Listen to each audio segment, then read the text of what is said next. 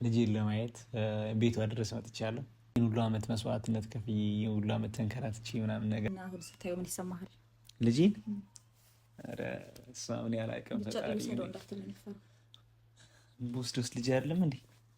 ጓደኛም ትሆነኛለህ፣ ከጎኔ ሆነህ ታጽናናኛለህ።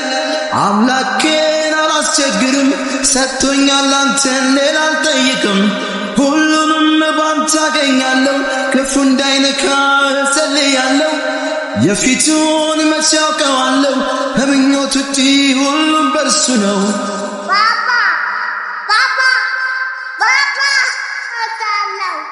ስትምህም መከራይ ግንጥል ጌጤ አበባይ የምድር ላይ ጸጋ ጭንቄ አንተ ኮነ ለኔ ወርቄ ስትምህም መከራይ።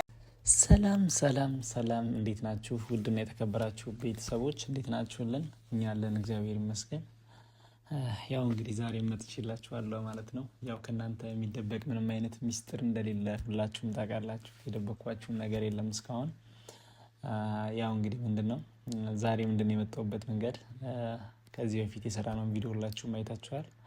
ልጄን እንደምታሳየኝ ነግራኝ ነበርና ልጄን ለማየት ቤቷ ድረስ መጥቻለሁ። ሁሉ አመት መስዋዕትነት ከፍዬ ሁሉ አመት ተንከራትቼ ምናምን ነገር አልቀረሁም። ልጄን ለማየት እንግዲህ እግዚአብሔር እንደዚህ አብቅቶኛል ማለት ነው። ማለት ያው የከፈልኩትን መስዋዕትነት ሁላችሁም ታውቁታላችሁ። ልጁን ለማየት ስንል ምንድነው የተፈጠረው ነገር፣ ተኝቷል። የሚያሳዝነው ነገር እሱ ነው ማለት በጣም ፍርሃት ይለኛል ውስጤ ላይ፣ ልቤ ላይ ፍርሃት የሚል ነገር አለኝ። በጣም እስካየው በጣም ነው የጓጓሁት ማለት ይህ ሁሉ አመት ይህ ሁሉ ጊዜ ከእሱ ጋር ተለያይቼ መኖር ማለት እኮ በጣም ከባድ ነው። ታውቃላችሁ ቤተሰቦች፣ ማለት አባትነት ማለት በጣም ከባድ ስሜት ነው ብዬ ነው የማስበው። ማለት የራስን ዘር መተካት፣ የራስን የሆነ በአምሳለ መተካት ማለት እኮ በጣም ትልቅ ነገር ነው እንዴ።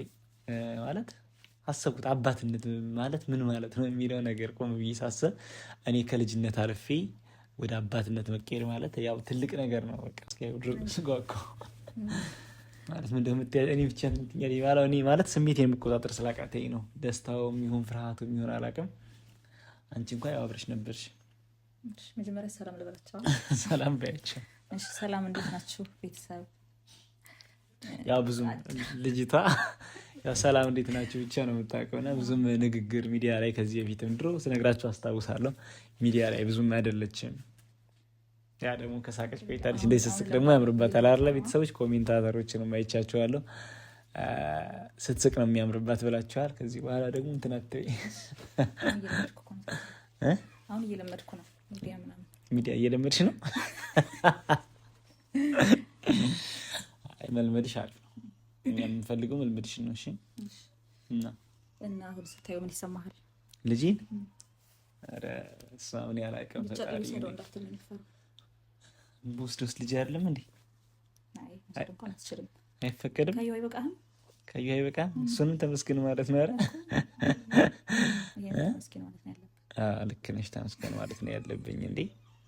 ወስድ ምን ታደርጋለህ? አሁን እኮ እኔ ነኝ የማስፈልገው በብዛት ታውቃለህ። ልክ ነሽ። እንዲሁም ተነሳ መሰለኝ ድምጽ እየሰማሁ ነው።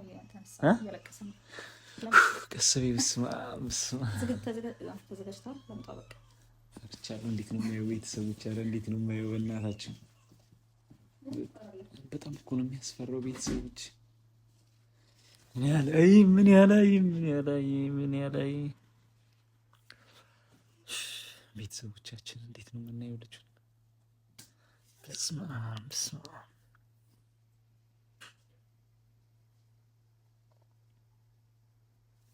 ማለት ይከብዳል እኮ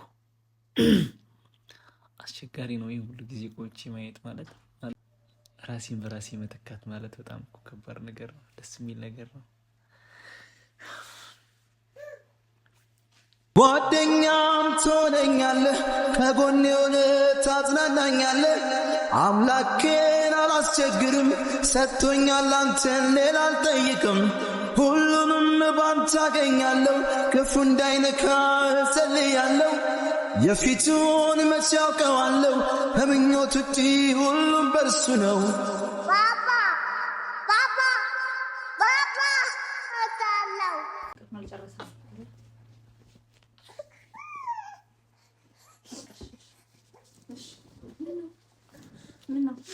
አላወቀህም ወይ?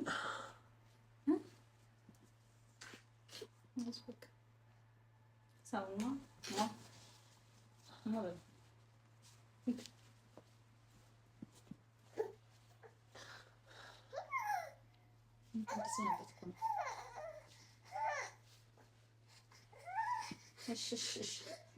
አሁን ትንሽ ሊቆይ ይላል። ምነው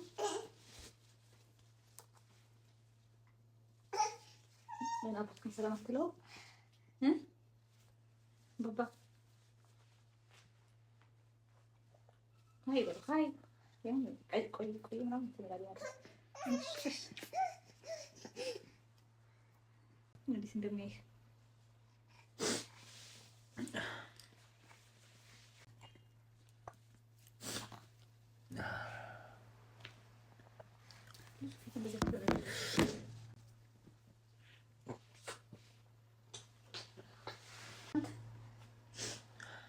ምንድን ነው? በጣም ከባድ ነው ማለት አይከብድም ብለሽ ታስቢያለሽ?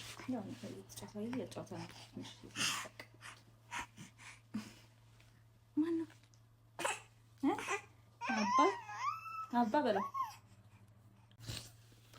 ማለት አሁን በቃ ማለት ስንት ጊዜው ነው? 7 ወር ምናምን። አስባችሁታል? ቤተሰብ በጣም ከባድ ከሆነ 7 ወር ሙሉ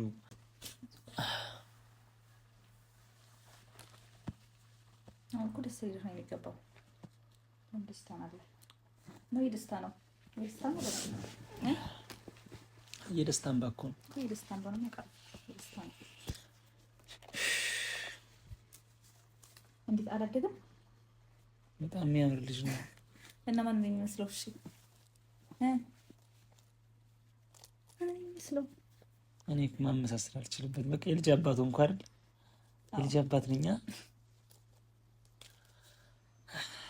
እስኪ አንዳንድ ነገር ጠይቀው። ስሙ ማን አለሽ?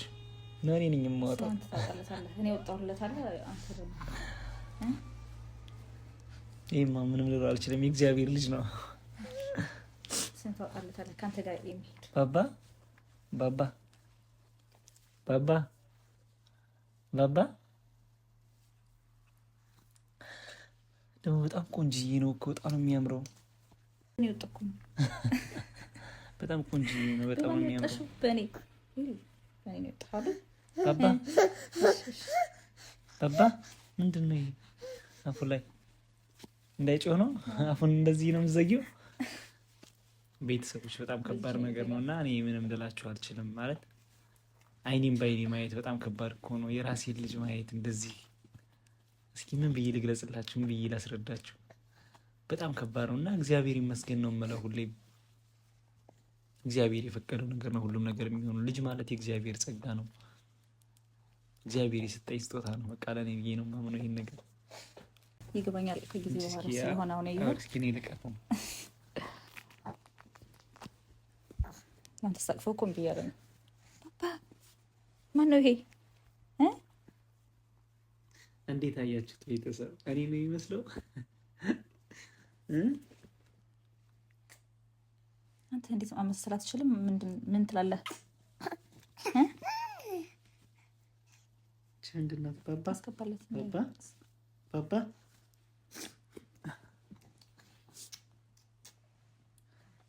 አይዞህ በቃ በጣም ስሜታዊ እየሆንክ ነው። ልጅ አላባት 7 ወር ሙሉ እዚህ ብቻሽ ሆነሽ፣ አንደኛ በእርግዝና ወቅት 9 ወር ሙሉ እኔ በሌለሁበት በጣም ከባድ እኮ ነው አይደል እንዴ? 9 ወር ማለት ዝም ብዬ ቆም ብዬ ሳስብ አሁን 9 ወር ሙሉ ያለ ባል ብቻሽን በጣም አስቸጋሪ ሁኔታ ውስጥ ነበር የነበርሽው ማለት ነው። ማለት ያን ሁሉ ነገር ሳልረዳሽ ቀርቼ አንቺ ላይ መፍረዴ ስህተት ነበር ማለት እኔ ዛሬም ነገም ይቅርታ ነው የምጠይቅሽ። ማለት በቃ በዚህ ልክ እንደዚህ ሆነሽ ብዙ መስዋዕትነት ከፍለሽ እዚህ ደረጃ መድረስ የኔ ሚዲያ ላይ አውጥቼ እንደዚህ አንቺን በክፉ ማለት እኔም እኮ ፈልጌው አይደለም ያደረኩት ነገር በቃ ትክክለኛ እኔ በጣም የተጨነኩበት የተጎዳሁበት ነገር ስለሆነ በህይወቴ እንደዚህ አይነት ነገር አጋጥሞኝ ፍቅርም የመጀመሪያ ጊዜ አንቺ ጋር ነው። እውነተኛ ማንነት ነው እውነተኛ ፍቅር ከአንቺ ጋር የነበረኝ ግንኙነት ያ ስለነበረ እውነተኛ እስከመጨረሻው እሄዳለሁ ብዬ ስላሰብኩ ነው ይሄን ነገር እና አንቺ ጋር የጀመርኩት ነገር ይቋረጣል ብዬ ታስታውሽ ከሆነ አንቺና እኔ ግንኙነት ከጀመርን እኔ ጥፋት እንኳን ካለብን ተነጋግረን ነው የምንፈታው። ማለት በመሀላችን ማንም ሰው ሳይገባ ተነጋግረን ነው የምንፈታው እንጂ መለያየት የሚባል ነገር በሁለታችን መካከል የለም ነው ስልሽ የነበረው ታውቂያለሽ። ግን ያም ሆኖ በመሀላችን ብዙ ነገር ተፈጠረ፣ ብዙ ነገሮች ሆኑ። በቃ ምንም ላደርገውም ልፈታው የምችለው አይነት ነገር አይደለም። በቃ ሞከርኩ 2 ዓመት ሞከርኩ። አንቺም ያ ሁሉ ነገር ለእኔ ብትነግሪኝ አሁን በቃ ማለት ያ ነገር የተፈጠረውን ነገር ልንፈታው እንችል ነበር። በቃ ማለት እዛው መፈታት ይሄ ሁሉ አመት ጠፍተሽ ብቻሽን 9 ወር ሙሉ አርግዘሽ በቃ ያለ እኔ 9 ወር ሙሉ አርግዘሽ በጣም ከባድ እንትን ውስጥ የነበርሽው እርግጠኛ ነኝ። ይገባኛል ስሜቱ። ብቻሽን መሆን ማለት አርግዘሽ ብቻሽን መሆን ማለት ከባድ ነው። አርግዘሽ ከዛም በኋላ ልጅ ተወልዶ እንኳን እስከ 7 ወር ድረስ ብቻሽን የነበርሽው ይህ ሁሉ መስዋዕትነት ከፍለሽ ማለት በዛ እኔ ደግሞ ሚዲያ ላይ እንደዚህ በዚህ ልክ አንቺ እንደዚህ እንትን ማለት ያው ለፍቅር የከፈልኩት መስዋዕትነት ነው። አግኝሻለሁ ብዬ ተስፋ ባለመቁረጤ ነው ዛሬም እዚህ ጋር ልጄን አግኝቼ ልጄንም አቅፌ ለማውራት ደረጃ የደረስኩት። በቃ እንደዚህ ነው ማለት አንዳንዴ ህይወት በቃ ብዙ ነገር እንደዚህ ትተኛለሽ። መፈተን በቃ እንደዚህ ነው እኮ። ለዛ ነው ታውቃለህ በጣም ለወሰንብህ የቻልኩት በዛ ከባድ ጊዜያቶች ማሳልፌ ስለነበር ለዛ ነው ፈቃደኛ አልነበርኩት ለመገረፍ ምናምን። ግን በቃ አልፏል ያ ሁሉ ነገር። አሁን ዋናው ታውቃለህ አለና ለልጁ ስንል ዋናው ለልጁ ስላለ አሁን መሀላችን ላይ በቃ ለልጁ ስንል እንትን ማለት አለብኝ። በቃ በልጁ ጉዳይ እንገናኛለን ታውቃለህ አይ ማለት ይከታ አላደረግሽልኝ። ከባድ እኮ ነው። ይቅርታ አድርጌላለሁ ማለት ደግሞ እንትን አይደለም ታውቃለህ። አንተ ታስቸግራለህ እንዴ? አባት ሲመጣ ነው የምታስቸግረው እንደዚህ?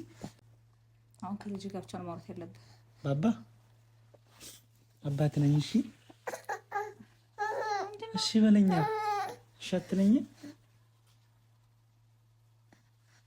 ባባ ባባ ባባ።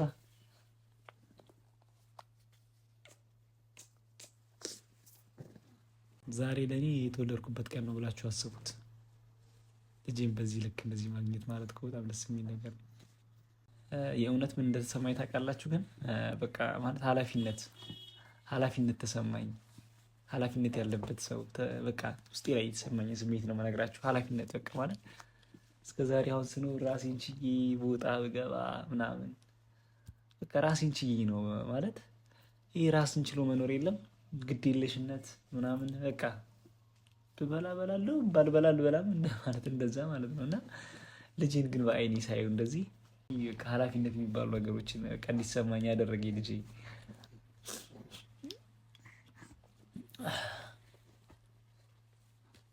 ከባድ ነው ስሜቱ። በጣም ከባድ ነው። በጣም እኔ አላምን። ወይኔ ጆኒ ልጅ አባት ሆነ። በቃ ዝም አልሽ እኮ። እኔ እኮ ድንጋጤ ሆነ እስካሁን ሀፊም እንደዚህ የሚያያይዘኝ ሁሉ ማውራት ሁሉ ነው ያቃተኝ። እንዴት እንደሚያየኝ እኮ ደግሞ በቃ አስቀምጪውና ቤተሰቦችን ተሰራርተን እንመለስ። ቤተሰቦችን ባይ አትልም?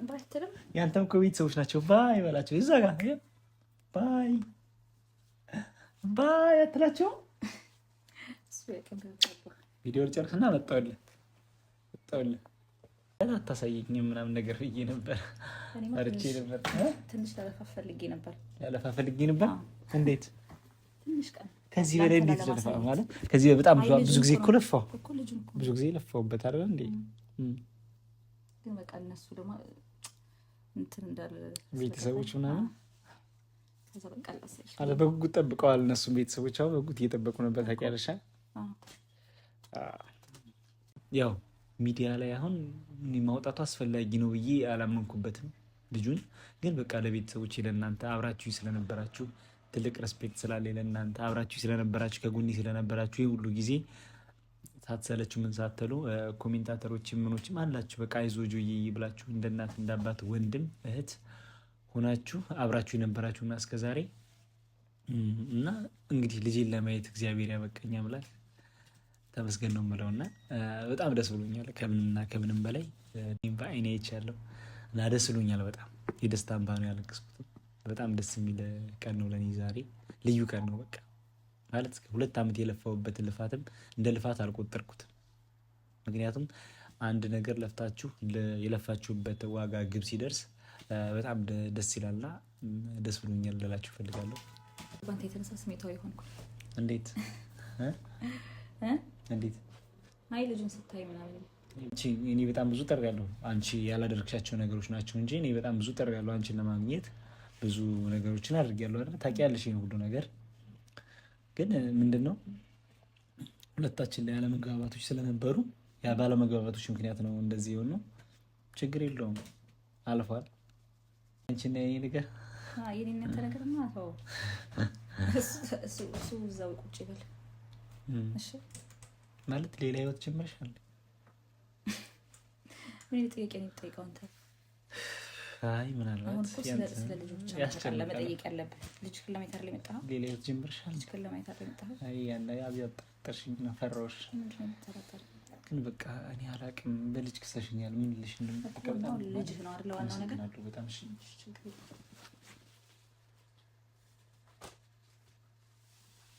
ቴንኪው በጣም ማለት ልጄን ስላሳየሽኝ ማለት ለዚህ ክብር ስላበቃሽኝ በጣም ነው የማመሰግነው። ባልሆኑ ነገሮች እስከዛሬ ስለወነጀልኩሽ በጣም ይቅርታ።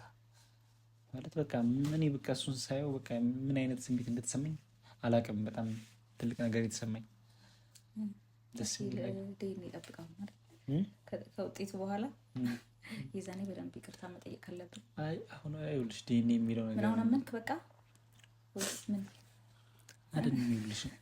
እኔ አስደነገጠኝ ልጁ። እኔ ዴኒ የሚለው ነገር አስደነገጠኝ። በቃ ማለት ለልጄ ትልቅ ክብር አለኝ። በቃ ምን ልልሽ ፈልጌ መሰለሽ፣ ያ ሁሉም ግን ቤተሰብ ጋር ሁሉም ጋር ይሄ ነገር ስለተዳረሰ ዴኒ ቢደረግ አይከፋም፣ ይደረጋል። ግን በቃ አይ አንተን እንጂ ያንተን ስሜት እኮ ነው የሚጠይቅ። ምን ባይደረግ በጣም ድንጋጤ ነው የተሰማኝ። በቃ ማለት ውስጤ ላይ ያለው ስሜት በጣም ከባድ ነው። እንዴት ምን በቃ ፊው ልኩ ተያዘ። በምን አይነት ቋንቋ ልግለጸው? በምን አይነት መንገድ ልግለጸው? አይ አንተ ነው የሚመስለው አይደል? አንተ ነው የሚመስለው። ብዙ ሰዎች እንደዛ ነው የሚሉት። ኧረ ተይ እውነት እኔ ጋር ይመሳሰላል አሉ። እኔ አሁን ስለደነገጥኩ ምንም ከምኑ ጋር ለመሰስለው በብዛት እንደዛ ነው በቃ የሚሉት ጓደኞቼ ምናምን ቤተሰብም እንደዛ ነው የሚሉት። ስለሰጠች ብቻ አላመሰግናት እወዳለሁ። ዛሬም ነገም ቴንኪው ብዬሻለሁ። ቤተሰቦቼ እንግዲህ እስኪ በሌላ ቪዲዮ እንገናኛለን። እንወዳቸዋለን። ይመቻቸው።